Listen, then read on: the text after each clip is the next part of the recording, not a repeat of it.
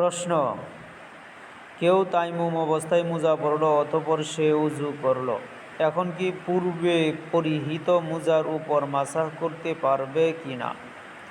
উত্তর, কেউ তাইমুমের অবস্থায় মোজা পরল, অতঃপর সে উজু করলে পূর্বের পরিহিত মোজার উপর মাসাহ করতে পারবে না, কেননা তাইমুম পবিত্রতার পূর্ণাঙ্গ ও স্বতন্ত্র উপায় নয়, বরং তা ওযুর বা গোসলের বিকল্প মাত্র।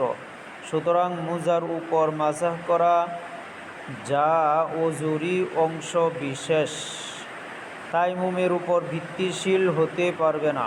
চাই সে তাইমুম কেবল গোসলের বিকল্প হোক, অথবা ওযু ও গোসল উভয়ের বিকল্প হোক, অথবা কেবল ওযুর বিকল্প হোক।